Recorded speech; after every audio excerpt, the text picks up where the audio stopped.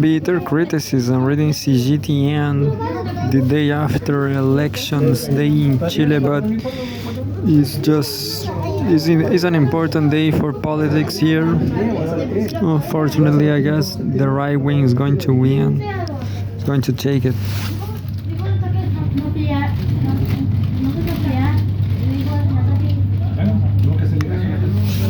Meanwhile, in China, June 28, 2025, China upgrades emergency response amid extreme weather. 3 minutes a huge text. Soldiers clear away debris at a football field in Rongjiang County, Jiangdongnan Prefecture, southwest China's Guizhou province.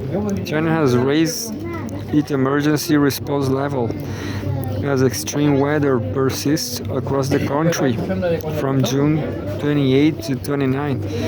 Widespread rainfall remained, though the areas experiencing heavy rain shrank. Still, regions in Huanghui and the southwest witnessed intense downpours. Simultaneously, the Jiangnan region was engulfed by a large-scale heat wave.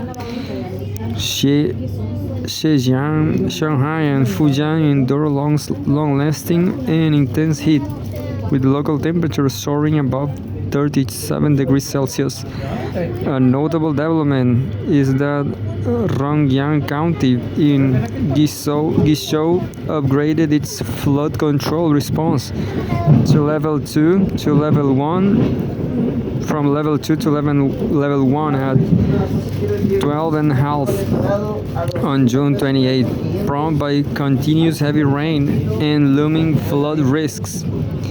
To implement the important instructions of General Secretary Xi Jinping on flood control and flood fighting work, and in accordance with the National Natural Disaster Relief Emergency Plan, the National Development and Reform Commission, NDRC, has on the basis of the emergency allocation of 100 million yuan, about 13.95 million dollars of central budget invested funds on June 25, additionally allocated another 100 million yuan. This fund is used to support the post-disaster emergency restoration of infrastructure and public service facilities in Guizhou province, especially in disaster-stricken areas such as Rongjiang County and Gongjiang County in Jiangdongnan Prefecture, and Sandu County in Qiannan Prefecture, including transportation, water conservancy, medical and healthcare, and education, so as to promote the early resumption of normal production and living order. China's emergency response system, consisting of 4 levels, designates level 1 as the most critical. When activated, it triggers the mobilization of top-tier resources. The government deploys large-scale rescue teams, rapidly allocates relief supplies, and coordinates multiple departments to handle the crisis. Lower-level responses are activated based on the decreasing severity of disasters, each with its own set of target actions. The surge in extreme weather is closely tied to global climate change. The burning of fossil fuels over the past century has significantly increased greenhouse gas emissions, driving the global temperature up by approximately 1.2 degrees Celsius. Since warmer air can retain more moisture, this leads to heavier rainfall during weather events. Moreover, atmospheric oceanic phenomena such as El Niño and La Niña disrupt global weather patterns, which in turn impacts China's rainfall and temperature distribution. China's monsoon climate and complex terrain also play a role. The monsoon brings distinct wet and dry seasons, which can be intensified by climate change, while mountains influence precipitation patterns, contributing to local-scale extreme weather. These extreme weather conditions have far-reaching consequences in the agricultural sector. Heat waves cause crops. Oh, there's a candy festival, candy festival, lollipop festival. There's a lot of sugar. These extreme weather conditions have far-reaching consequences in the agricultural sector. Heat waves cause crops to wilt and reduce yields, while floods inundate farmland and damage irrigation systems, threatening food security. Infrastructure also bears the brunt, and as heat deforms roads and overloads power grids, and floods wash out bridges and disrupt pipelines and communication networks. Regarding human health, heat waves pose risks to heat-related illnesses, particularly to vulnerable groups, and floods increase the likelihood of waterborne diseases spreading. Rescue operations in such extreme conditions face numerous technological challenges. Floods often damage communication towers, and although satellite-based systems offer a backup, they have limitations in mountainous areas, impeding rescue coordination. Restoring power to flood-damaged grids is a complex task. As adverse weather conditions hinder the movement of repair teams and transportation of equipment, search and rescue efforts are also complicated.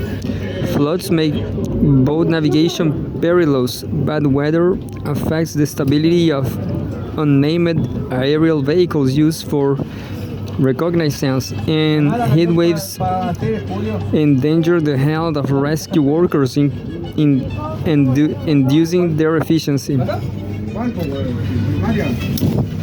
That was the first news today. The second is more interesting, I guess.